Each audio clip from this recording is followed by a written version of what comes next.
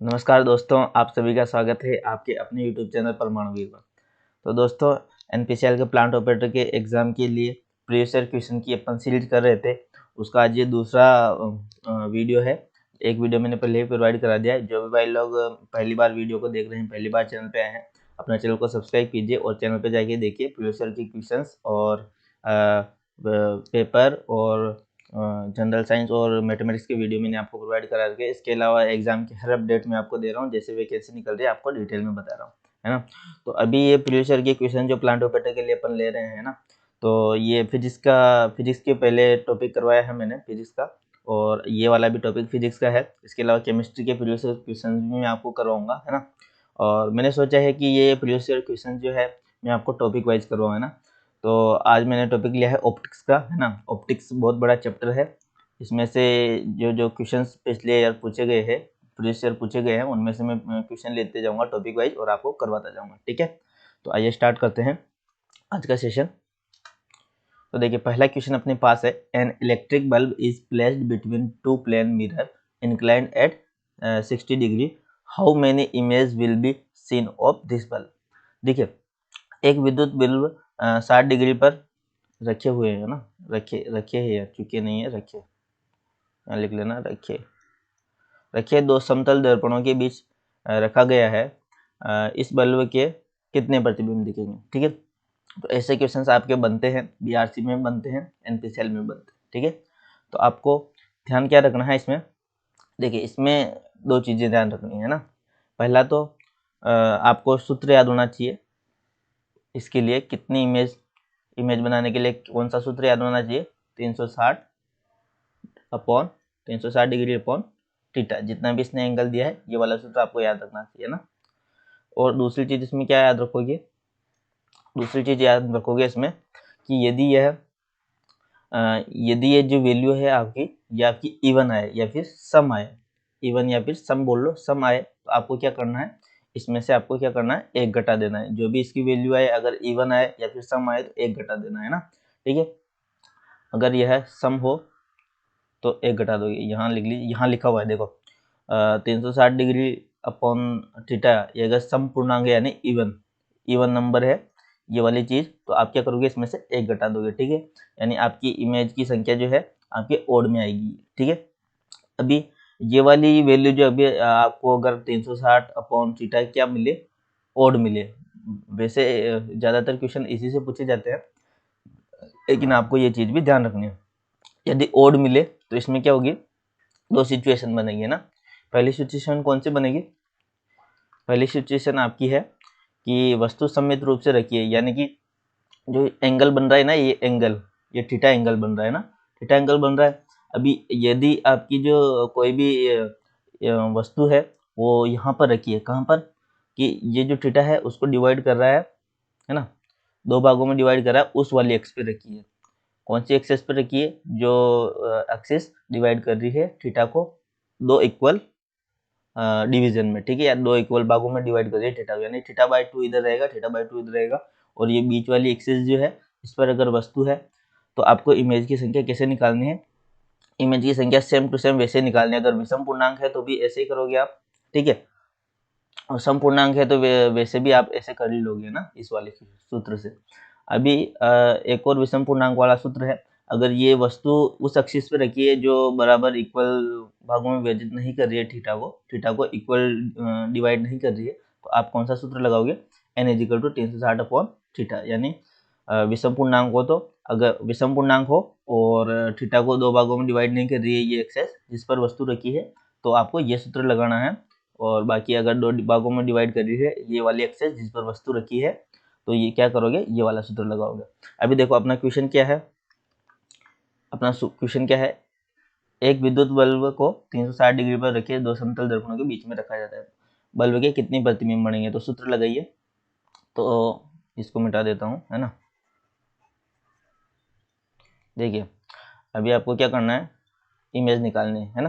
360 upon theta कितना दिया है, 60 डिग्री रखा है ना, 60 डिग्री दिया है तो 60 रखा मैंने, कितना आया मेरा, 6 आया। लेकिन आपको क्या करना है, अभी 6 आया है तो ये क्या है, इवन नंबर है तो इसमें से आपको क्या करना है, एक घटा देना है ना, n-1 कर देना है, यानी 6-1 करना है, तो आपको कितनी इमेज प्राप्त होगी, 5 इमेज प्राप्त होगी, तो आपका आंसर हो जाएगा 5। ठीक है, तो इस तरह के क्वेश्चन पूछे जाते हैं, ये चीज आपको ध्यान रखनी है ना। नेक्स्ट क्वेश्चन क्या है अपने, हाँ, अब समतल दर्पण के बारे में एक चीज और आप ध्यान रख लीजिए, जो प्लेन मिरर होता है उसका उपयोग किसमें किया जाता है, पेरिस्कोप में किया जाता है ना। पेरिस्कोप में क्या होता है, दो प्लेन मिरर होते हैं, उनको 45 डिग्री के कोण पर रखा जाता है। ठीक है, और प्लेन मिरर जो है परावर्तन के सिद्धांत पे काम करता है। ठीक है, रिफ्लेक्शन के सिद्धांत प्रिंसिपल पे। ठीक है, नेक्स्ट क्वेश्चन क्या है, नेक्स्ट क्वेश्चन है, a person runs toward a mirror with a speed of 15 metre प्रति second, the speed of the image relative to the person is, है ना। एक व्यक्ति 15 मीटर प्रति सेकंड की चाल से किसी दर्पण की ओर दौड़ता है, व्यक्ति के सापेक्ष प्रतिबिंब की चाल। ठीक है, अभी ये दूसरा क्वेश्चन आ गया अपने पास, है ना, तो इसको नीचे ले लेते हैं। अभी अपने को ये वाला क्वेश्चन करना है। ठीक है, देखिए क्या बोल रहा है कि एक प्लेन मिरर है ना, क्या है, एक प्लेन मिरर है ना, इसके सामने कोई व्यक्ति दौड़ता हुआ आ रहा है, ये व्यक्ति है मान लीजिए, है ना, ये क्या कर रहा है, इसके सामने दौड़ता हुआ आ रहा है, और कौन सी किस स्पीड से आ रहा है, 15 मीटर प्रति सेकंड की, और इसकी इमेज कितनी किधर बनेगी, इसकी इमेज बनेगी आपके इधर। ठीक है, प्लेन मिरर है तो इधर बनेगी इमेज, तो जो इमेज भी होगी वो क्या करेंगे, दर्पण की ओर, जो ये मिरर है इसकी ओर 15 मीटर प्रति सेकंड की रफ्तार से दौड़ेगी। अभी देखिए व्यक्ति 15 मीटर प्रति सेकंड की रफ्तार से इस मिरर की तरफ दौड़ रहा है। ठीक है, तो इमेज भी 15 मीटर प्रति सेकंड की रफ्तार से मिरर की तरफ दौड़ रही है। क्या है, मिरर है ना, मिरर है, प्लेन मिरर है। ठीक है, अब ये क्या पूछ रहा है कि किसके रिलेटिव में, पर्सन के रिलेटिव में आपको क्या करनी है, इमेज की वेलोसिटी ज्ञात करनी है। अभी पर्सन के रिलेटिव में क्या होगी वेलोसिटी, अभी मैं बताता हूँ, है ना। देखिए पर्सन के, अभी आपने कुछ देखा होगा कि जैसे आप गाड़ी लेके जा रहे हो, तो सामने वाला, अगर आप 40 की स्पीड से चल रहे हो और सामने वाला 30 की स्पीड से आपके सामने से गाड़ी लेके आ रहा है। ठीक है, तो आपको जो है आप जैसे उसको क्रॉस करोगे आपको लगेगा कि यार वो बहुत तेजी से गया है आपके साथ सामने से, है ना, तो आप कहोगे ये बहुत तेजी से गया है ना। तो वो क्या होता है कि 40 किलोमीटर प्रति सेकंड 40 किलोमीटर प्रति घंटा की रफ्तार से तो आप जा रहे हो, 30 किलोमीटर प्रति घंटा की रफ्तार से वो आ रहा है, तो वो दोनों आपको जुड़ के दिखाई देती है। ठीक है, वो दोनों स्पीड आपको जुड़ के दिखाई देती है, यानी आपको स्पीड कितनी दिखाई देगी उसकी, 70 किलोमीटर प्रति घंटा की रफ्तार से आपको स्पीड दिखाई देगी, क्योंकि आप भी उसकी तरफ जा रहे हो, वो भी आपकी तरफ आ रहा है, तो जुड़ जाएगी ना। तो अभी क्या पूछा है, पर्सन के रिस्पेक्ट में इमेज की वैल्यू, इमेज की जो चाल है, स्पीड है, आपको पूछ रहा है, तो आप क्या करोगे, दोनों को जोड़ दोगे, तो क्या होगा 15 + 15 = 30 मीटर प्रति सेकंड इसकी इमेज की स्पीड हो जाएगी। किसके रेस्पेक्ट में, इस पर्सन के रेस्पेक्टिव में। अगर मिरर के रेस्पेक्टिव में पूछे, ये चीज ध्यान रखनी है कि पर्सन के रेस्पेक्टिव में पूछ रहा है, यानी व्यक्ति के सापेक्ष पूछ रहा है, या फिर मिरर के सापेक्ष पूछ रहा है, यानी मिरर के रेस्पेक्टिव में पूछ रहा है, रिलेटिव में पूछ रहा है। ठीक है, तो अगर मिरर के रिलेटिव में पूछे तो आपकी इसकी स्पीड इमेज की 15 मीटर प्रति सेकंड ही होगी, जो स्पीड इसकी होगी वही स्पीड इसकी होगी मिरर के सापेक्ष, है ना, और व्यक्ति के सापेक्ष होगी तो दोनों को आप जोड़ दोगे। ठीक है, चलते हैं नेक्स्ट क्वेश्चन की तरफ। अभी अपना नेक्स्ट क्वेश्चन है, अच्छा हिंदी में इसका यहाँ है ना, तो इसको ऊपर ले लेता हूँ।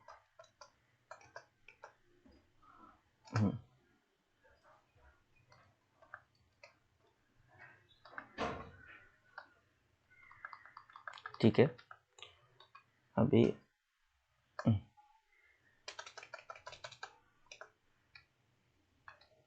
देखो, if the plane mirror is rotated through an angle theta, then what is the angle of reflective ray, है ना। यदि समतल दर्पण को थीटा कोण घुमा दिया जाए तो परावर्तित किरण कितने कोण घूम जाएगी। ठीक है, ये वाला क्वेश्चन आपके प्लांट ऑपरेटर रॉड बटा में पूछा गया था। देखिए अगर आप किसी प्लेन मिरर को, अभी प्लेन मिरर को थीटा कोण घुमा दोगे तो उसकी जो रिफ्लेक्टिव जो किरण होगी वो 2 थीटा कोण घूम जाएगी। ठीक है, ये आपको याद रखना है, 2 थीटा कोण घूम जाएगी।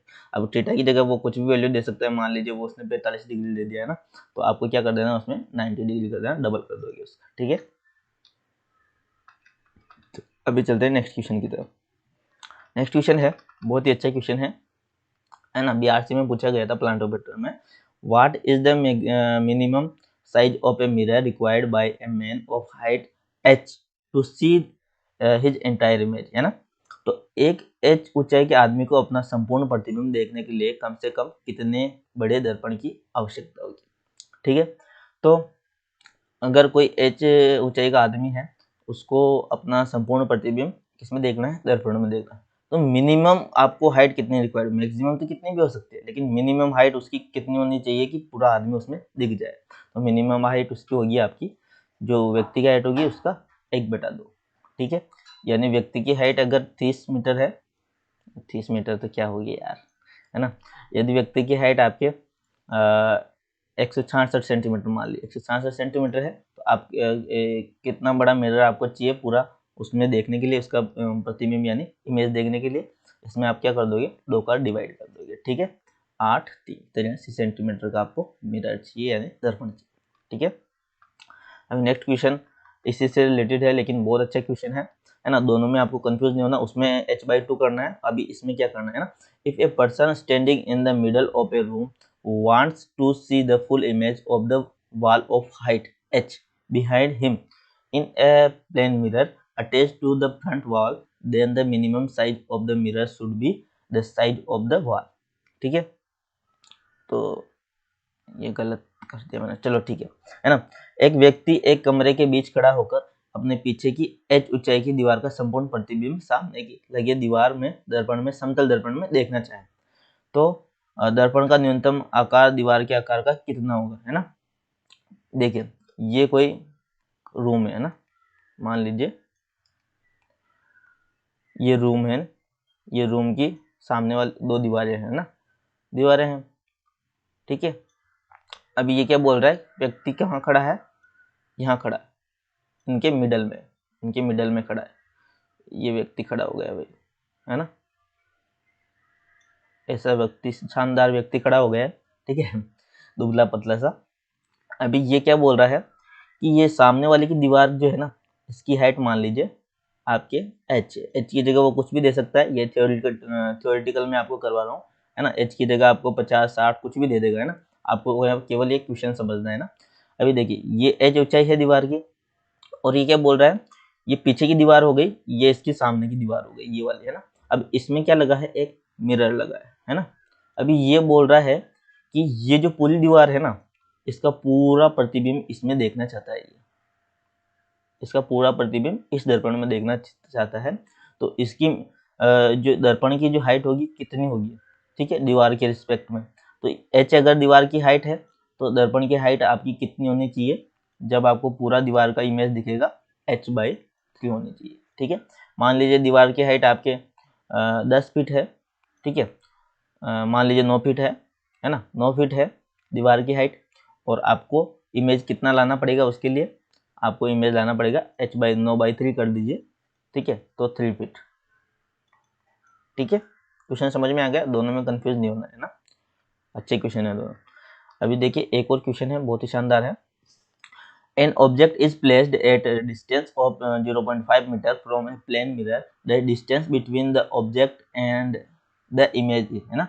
एक वस्तु समतल दर्पण से 0.5 मीटर की दूरी पर स्थित है, वस्तु एवं प्रतिबिंब के बीच की दूरी कितनी होगी, ठीक है। अभी जैसे मैंने बताया था, है ना, अभी पहले तो मैंने रनिंग वाला बताया था कि आदमी इधर दौड़ता हुआ आ रहा है। अभी देखिए कोई भी वस्तु है, ये वस्तु है, ठीक है, ये ऑब्जेक्ट है कोई भी, और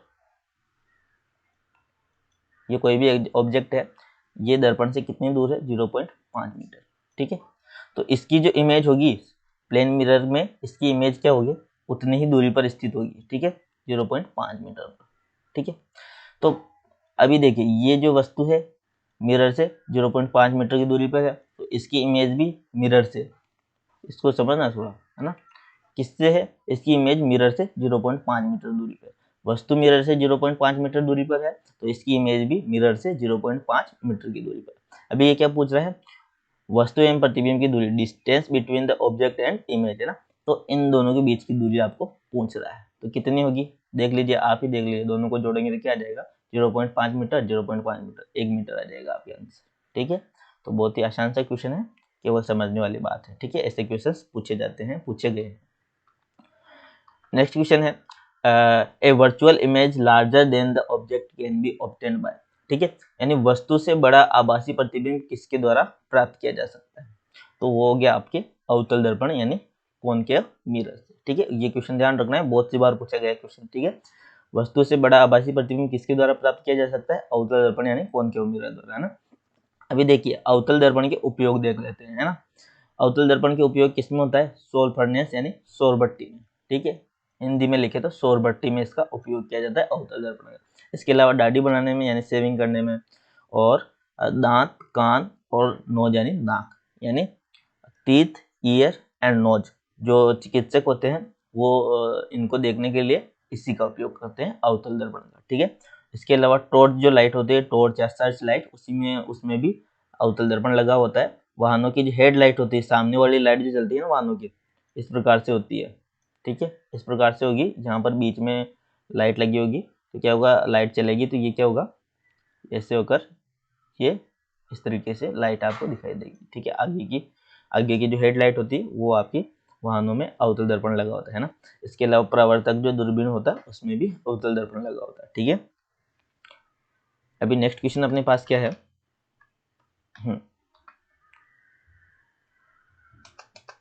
देखिए नेक्स्ट क्वेश्चन भी ऐसा ही है, लेकिन ये वाला उत्तल दर्पण के ऊपर है, ठीक है। अभी देखिए विच mirror has the maximum area of view area and A small imaginary image of the object is formed, है ना। यानी किसी दर्पण का व्यू एरिया अधिकतम किस दर्पण का व्यू एरिया यानी दृष्टि क्षेत्र अधिकतम होगा तथा वस्तु का छोटा काल्पनिक प्रतिबिंब बनेगा, ठीक है। छोटा काल्पनिक प्रतिबिंब बन रहा है यानी सीधा बन रहा है, ठीक है। यानी जो वर्चुअल इमेज जो होगी हमेशा सीधी होगी, है ना, और रियल इमेज हमेशा उल्टी होगी, ठीक है। आपको ये चीज ध्यान रखनी है। तो ये क्या है आपके उत्तल दर्पण द्वारा, है ना, उत्तल दर्पण द्वारा यानी कॉन्वेक्स मिरर द्वारा। अभी देखिए जैसे आपने उत्तल दर्पण देखा होगा आपने कि कोई भी गाड़ी है तो उसका साइड व्यू वाला जो दर्पण होता है जिसमें आप पीछे की गाड़ियों को देखते हो कि पीछे कौन सी गाड़ी आ रही है, आप पीछे का क्षेत्र देखते हो, ठीक है। तो वो वाला जो साइड व्यू होता है वो उसमें कौन सा दर्पण लगा होता है, कॉनकेव मिरर यानी उत्तल दर्पण, ठीक है। अभी इसका उपयोग हो गया, एक तो ये है ना, और एक स्ट्रीट लाइट है, ठीक है। स्ट्रीट लाइट में भी इसका उपयोग होता है, स्ट्रीट लाइट जो लगी होती है इसमें भी इसका उपयोग होता है, ठीक है, उत्तल दर्पण। अभी देखिए नेक्स्ट क्वेश्चन की तरफ चलते हैं।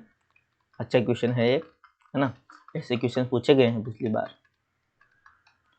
अभी देखिए क्या है, 0.2 centimeter, the long object is given a 10 centimeter from a concave mirror of focal length 15 centimeter is installed at a distance of at what distance will the image be from the mirror, ठीक है। तो एक 2 centimetre लंबी वस्तु को 10 centimetre focus दूरी वाले अवतल दर्पण से कितनी दूरी पर रखा गया है, 15 सेंटीमीटर की दूरी पर स्थापित किया गया ना। प्रतिबिंब दर्पण से कितनी दूर पर होगा, ठीक है। तो आपको क्या क्या निकालना है, प्रतिबिंब की दूरी निकालनी है दर्पण से। अभी देखिए ये आपके क्या हो गया, एक कॉनकेव मिरर यानी अवतल दर्पण हो गया, ठीक है। अभी क्या बोल रहा है, 2 सेंटीमीटर की वस्तु है ना, इसमें कोई रोल नहीं है, 2 सेंटीमीटर की हो 10 सेंटीमीटर की हो, ठीक है। 2 सेंटीमीटर की कोई वस्तु है ये, ठीक है, ऑब्जेक्ट है ना। ये क्या बोल रहा है, कितनी दूरी पर रखा है, 15 सेंटीमीटर, ये वाली इसकी दूरी कितनी होगी, 15 सेंटीमीटर। और ये जो दूरी गिनी जाती है ना, यहाँ से गिनी जाती है हमेशा, ठीक है। ये इसका पोल होता है दर्पण का, यहाँ से गिनी जाती है, तो यहाँ से इधर गिनी जाएगी दूरियां, ठीक है। अभी आपने इसके नियम पढ़े होंगे, अभी ठीक है, अभी करते हैं, है ना। और क्या बोल रहा है, इसकी जो फोकल दूरी है वो कितनी है, फोकल लेंथ कितनी है, 10 सेंटीमीटर। यहाँ से यहाँ तक की दूरी 10 सेंटीमीटर, और यहाँ से यहाँ तक की दूरी कितनी है, 15 सेंटीमीटर इसने दिया है, ठीक है। अभी एक और चीज इसमें नोट कर लीजिए कि जो फोकल लेंथ होती है यानी फोकस दूरी होती है, वक्रता तिर्य्या की कर्व रेडियस की 1/2 आधी होती है, ठीक है। ये वाली चीज आपको ध्यान रखनी है ना, इस पे भी क्वेश्चन बन जाता है। अभी देखिए इस क्वेश्चन को सोल्व करेंगे, आपकी जो फोकल लेंथ है वो कितनी होगी, 10 सेंटीमीटर, लेकिन इसको माइनस में क्यों लिखा मैंने, तो इसका रूल होता है, मैंने बताया है, वीडियो पढ़ाया था मैंने कि ऑप्टिक्स वाला वीडियो पढ़ाया था, उसमें बताया था कि जो इसके जो पोल होता है उससे इस तरफ की, यानी बाई साइड की, है ना। लेफ्ट हैंड साइड की जो दूरियां गिनी जाती है वो क्या गिनी जाएगी, माइनस में गिनी जाएगी, और राइट हैंड साइड की दूरियां किस में गिनी जाएगी, पॉजिटिव में। लेकिन राइट हैंड साइड की दूरियां अपने पास है नहीं, तो लेफ्ट हैंड साइड की अपने पास है ये वाली, यहाँ से यहाँ तक की दूरी इधर जा रही है ना, यहाँ से गिनेंगे, कोई भी दूरी है तो यहाँ से गिनेंगे, तो इधर जा रही है तो यहाँ तक की जो डिस्टेंस होगी वो 10 सेंटीमीटर होगी, ठीक है। तो इसकी फोकस दूरी 10 सेंटीमीटर माइनस में ले लिया, ठीक है। और जो वस्तु रखी है वो पोल से कितनी दूरी पर रखी है, 15 सेंटीमीटर, ये दूरी भी इधर गिनी जाएगी, तो ये भी माइनस में ली जाएगी, यानी कि इसकी जो वस्तु की जो दूरी है वो कितनी हो जाएगी, -15 सेंटीमीटर, ठीक है। अभी आपको क्या ज्ञात करना, वी ज्ञात करना है, यानी कि जो इसका प्रतिबिंब इमेज बनेगी वो कितनी दूरी पर बनेगी, ठीक है। तो इसका जो सूत्र होता है, दर्पण सूत्र ये होता है 1/f is equal to 1/v plus 1/u, ठीक है। तो 1/f की वैल्यू मैंने रखी, 1/f f की वैल्यू रख दी -10, और इधर v है ही, और u की वैल्यू मैंने रख दी -15 सेंटीमीटर। अभी देखिए इसको आगे सोल्व करूंगा मैं, तो क्या करूंगा, 1/v को इधर रख दिया और 1/15 को इधर ले गया, ठीक है। अभी इसका एलसीएम मैंने लिया, एलसीएम एचसीएफ मैंने सिखाया है गणित में, ठीक है, गणित वाली वीडियो में जाके देख लो। तो ये 30 इसका एलसीएम आ जाएगा, और यहाँ पर क्या होगा 2 माइनस 3, तो ये क्या हो जाएगा 1/v इजिकल टू -1/30, और v इजिकल टू कितना आ जाएगा आपके -30 सेंटीमीटर, ठीक है। तो आप इसका आंसर आपका कितना हो जाएगा 30 सेंटीमीटर, माइनस इसलिए है क्योंकि इसकी इमेज जो है, इमेज भी इधर ही बनेगी 30 सेंटीमीटर की दूरी पर, ठीक है। अभी अगर क्वेश्चन में माइनस हो तो आपको -30 ही लगाना है, और ओनली 30 दिया हो तो 30 लगा देना, ठीक है, कोई दिक्कत नहीं। लेकिन माइनस दिया हो तो माइनस ही आपको लगाना पड़ेगा, ठीक है। अभी देखिए नेक्स्ट क्वेश्चन क्या है, देखिए नेक्स्ट क्वेश्चन अपने पास क्या है, नेक्स्ट क्वेश्चन है what quantity changes in the reflection of light intensity. अच्छा क्वेश्चन यहीं तक है, ये जो है intensity and amplitude, velocity of light, wave front end periodic, है ना। तो प्रकाश के परावर्तन जो होता है उसमें कौन सी राशि परिवर्तित होती है, ठीक है। तो प्रकाश का जो परावर्तन होता है उसमें उसकी तीव्रता यानी कि उसकी इंटेंसिटी और एम्पलीट्यूड यानी आयाम घटता है, दोनों क्या चीज होती है, दोनों घटता है। बाकी प्रकाश का वेग, वेवलेंथ, आवर्ती यानी फ्रीक्वेंसी और फेज में कोई चेंज नहीं होता है, ठीक है, इनमें नो चेंज होता है। केवल आपको ये चीज ध्यान रखनी है कि प्रकाश का जो परावर्तन होता है यानी रिफ्लेक्शन होता है उसमें तीव्रता यानी इंटेंसिटी और आयाम यानी एम्पलीट्यूड घटता है, ठीक है।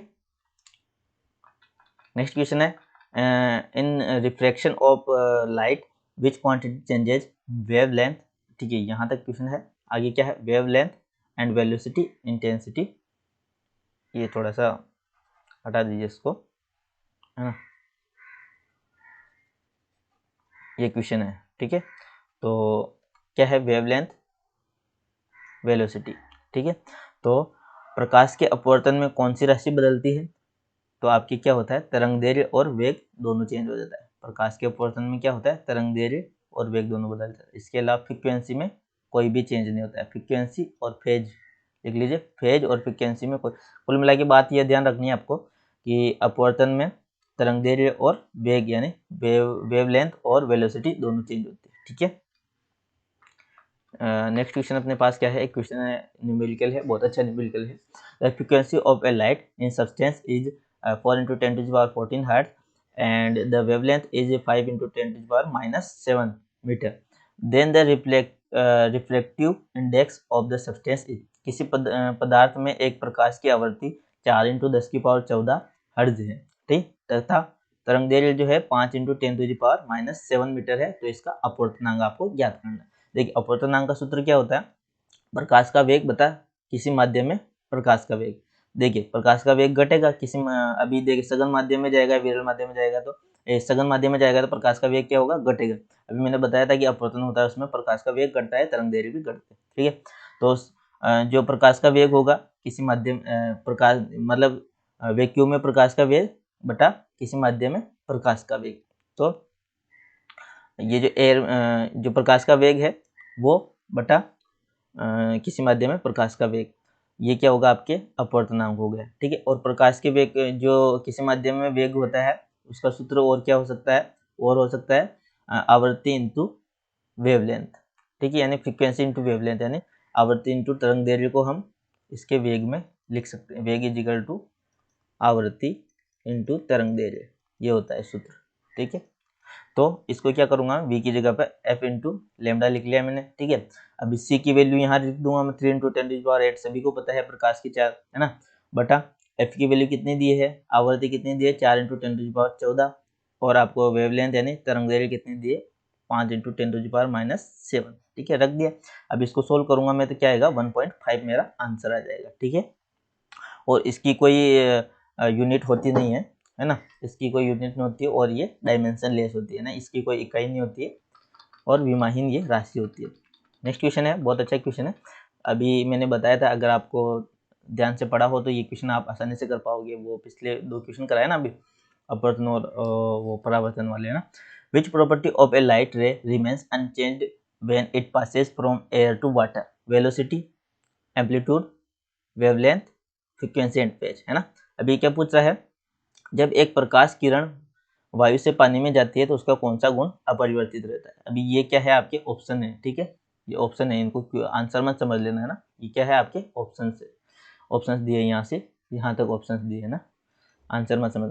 अभी देखिए आंसर यहाँ पर है, तो उसका क्या होगा, वेग, आयाम, तरंग दैर्घ्य, ये तीनों चीजें चेंज हो जाएगी, ठीक है। तरंग दैर्घ्य, वेग और आयाम तीनों चीजें चेंज हो जाएगी, क्योंकि इसमें क्या हो रहा है, इसमें आपके क्या हो रहा है, रिफ्लेक्शन हो रहा है यानी अपवर्तन हो रहा है, क्योंकि वायु से पानी में जा रही है तो अपवर्तन हो रहा है, तो वेग चेंज हो रहा है, आयाम चेंज हो रहा है और तरंग दैर्घ्य चेंज हो रही है, ठीक है। और इसमें क्या चेंज नहीं हो रहा है, आवृत्ति और कला चेंज नहीं होगी, यानी फ्रीक्वेंसी और फेज, यहाँ पर लिख लीजिए फ्रीक्वेंसी एंड फेज, इसमें क्या नहीं होगा, चेंज नहीं होगा, ठीक है। ये इसका आंसर हो गया अपना। नेक्स्ट क्वेश्चन है अपने पास, बहुत ही अच्छा क्वेश्चन है, ठीक है। अभी कांच और जल के अपवर्तनांक वायु के संदर्भ में 3/2 एवं 4/3 दे रखे हैं, है ना। जल के सापेक्ष कांच का अपवर्तनांक क्या होगा। अभी देखिए क्या दे रखा है इसने, कांच का अपवर्तनांक किसके सापेक्ष, वायु के सापेक्ष, यानी जो अपवर्तनांक है वो लिख दिया मैंने, n से डिनोट करते हैं या फिर म्यू से, कई जगह आपको म्यू भी दिखेगा, ठीक है, उसको हम लिखेंगे कांच का अपवर्तनांक, ये g यानी ग्लास है, और ये किसके सापेक्ष है, वायु यानी एयर के सापेक्ष, ग्लास एयर, ठीक है। ग्लास का रिफ्लेक्शन इंडेक्स किसके सापेक्ष, एयर के सापेक्ष क्या होगा। अब इसको किस तरीके से लिख सकता हूँ, ग्लास का अपवर्तनांक है ना बटा एयर का अपवर्तनांक यानी रिफ्लेक्शन इंडेक्स, ठीक है। ये कितना दिया है इसने, 3/2 दिया है, ठीक है। और वाटर का रिफ्लेक्सिव इंडेक्स कितना दिया है, 4/3, तो वाटर का रिफ्लेक्सिव इंडेक्स एयर के सापेक्ष है ना, तो वाटर का अपवर्तनांक बटा एयर का अपवर्तनांक, ठीक है, कितना दिया है 4/3 दिया है। अभी अपने को क्या याद करना है, कांच का अपवर्तनांक, इंग्लिश में भी लिखा है क्या मैंने, ये लिखा है इंग्लिश में ना, इंग्लिश मीडियम वाले यहाँ से पढ़ सकते हो, इंग्लिश में भी लिखा है, ठीक है। क्या पूछ रहा है, refractive index of glass with respect to water, ठीक है, रेस्पेक्ट वाटर के रेस्पेक्ट में रिफ्रैक्टिव इंडेक्स पूछ रहा है, ठीक है। तो ग्लास का रिफ्रैक्टिव इंडेक्स किसके रिस्पेक्ट में, वाटर के रिस्पेक्ट, ग्लास का रिफ्रैक्टिव इंडेक्स वाटर के रिस्पेक्टिव में, तो इसको किस प्रकार से लिख सकता हूँ, ग्लास का रिस्पेक्टिव इंडेक्स अपॉन वाटर का रिफ्लेक्टिव इंडेक्स, ठीक है। तो अपने को ये चीज निकालनी है, ये दोनों चीजें अपने पास आ गई, इन दोनों समीकरण से आपको ये चीज निकालनी है, तो क्या करोगे, समीकरण 1 में समीकरण 2 का भाग दे दोगे, तो आपके ग्लास का रिफ्लेक्टिव इंडेक्स वाटर के रेस्पेक्ट में कितना आ जाएगा, इन दोनों को गुणा हो जाएगा, ये भाग है तो ये उल्ट गुणित हो गया है ना, तो 9/8 आपके इसका आंसर आ जाएगा, ठीक है, यानी अपवर्तनांक किसका, कांच का वायु के सापेक्ष। बहुत अच्छा क्वेश्चन है, ठीक है, पहले पूछा गया है वाटर बोर्ड में, आपको ध्यान रखना। नेक्स्ट क्वेश्चन क्या, अभी ये जो अपवर्तन मैंने बताया आपको, इसके कुछ दैनिक जीवन में उदाहरण होते हैं, वो आपको देख लेने हैं ना। तो तारों का टिमटिमाना किसके कारण दिखाई देता है, अपवर्तन के कारण, ठीक है। बाल्टी में पड़ा हुआ सिक्का तली से कुछ ऊपर उठा हुआ दिखाई देगा, ठीक है, तो आपको दिखेगा कि बाल्टी कम ही गहरी है, ठीक है, तो वो किसके कारण होता है, अपवर्तन के कारण, ठीक है। और पानी में कोई भी छड़ है या फिर पेंसिल है डूबी हुई है, तो आपको थोड़ी सी मुड़ी हुई दिखाई देगी, तो वो किसके कारण होगा, अपवर्तन के कारण यानी रिफ्लेक्शन के कारण। और सूर्य क्षितिज के नीचे होने पर भी दिखाई देता है, ठीक है। इसमें क्या है कि जो सूर्योदय होता है वो थोड़ी देर पहले ही दिखाई दे देता है, और सूर्यास्त, ठीक है, सूर्यास्त हो जाता है वो थोड़ी देर बाद भी दिखाई देता है, ठीक है। तो ये किसके कारण होता है, आपके अपवर्तन के कारण, ठीक है, सूर्योदय और सूर्यास्त आभासी सूर्योदय और आभासी सूर्यास्त, ठीक है। ये किसके कारण होता है? अपवर्तन के कारण। ये चीजें आपको याद रखनी है ना, ये क्वेश्चन भी पूछे गए हैं ना। नेक्स्ट क्वेश्चन है और लास्ट क्वेश्चन है, बहुत अच्छा क्वेश्चन है ना, अच्छे से देख लेना। स्नेल का नियम है, अपवर्तन का टॉपिक आपके खत्म हो गया। अगला नेक्स्ट क्वेश्चन अपन टोटल इंटरनल रिफ्लेक्शन लेंगे टॉपिक, ठीक है। The angle of incidence of light is 90 degree, the angle of reflection is 30 degree, then the reflective index of the medium, ठीक है। प्रकाश का आपतन कोण कितना दिया है? 90 डिग्री दिया है। अपवर्तन कोण दिया है 30 डिग्री, है ना। तो माध्यम का अपवर्तनांक क्या होगा, ठीक है। तो माध्यम का अपवर्तनांक कैसे ज्ञात करेंगे? ये म्यू एन लिख लीजिए, ठीक है। म्यू भी आपको कई जगह मिलेगा। तो आप कैसे ज्ञात करोगे इसको? देखिए ये क्या होता है, एक स्नेल का नियम होता है। स्नेल का नियम क्या होता है? जो पहले माध्यम का दूसरे माध्यम के सापेक्ष अपवर्तनांक क्या होता है? Sine i upon sine r. ये क्या है? आई क्या है? आपतन कोण है ना। इंसिडेंस है ना, इंसिडेंस एंगल है आई, और ये क्या है? रिफ्लेक्शन एंगल, ठीक है। तो रिफ्लेक्टिव एंगल है आर, ठीक है। तो ये क्या होगा कि जो अपना जो इसका वैल्यू रख दीजिए एन, अच्छा यहाँ दिख नहीं रहा होगा ना, ऐसा कीजिए, इसको इधर रख दीजिए, ठीक है। तो स्नेल का नियम क्या होगा? अपवर्तनांक पहले माध्यम का अपवर्तनांक दूसरे माध्यम के सापेक्ष, ठीक है। तो कितने क्या होगा? Sine i upon sine r. I क्या है? इंसिडेंस एंगल है, और आर क्या है? रिफ्लेक्टिव एंगल है। तो आपको कितना दिया है? 90 degree, sine 90 degree upon sine 30 degree. तो दोनों की वैल्यू रखोगे तो 1 अपॉन 1/2 क्या आ जाएगा? 2 आ जाएगा। 2 अपना आंसर हो जाएगा, ठीक है। तो ये स्नेल का नियम भी आपको ध्यान रखना है। स्नेल का नियम होता है, ठीक है, ये चीज स्नेल का नियम होता है। तो ये अपना क्वेश्चन खत्म हुआ। तो वीडियो को लाइक कर दीजिए, चैनल को सब्सक्राइब कर लीजिए, अच्छे से पढ़ाई कीजिए और अच्छे से तैयारी कीजिए ना। एग्जाम हो जाएगा, बार बार मत पूछो कि एग्जाम कब होगा, एग्जाम कब होगा, ठीक है। एग्जाम आपका हो जाएगा, आप तो तैयारी कीजिए बस।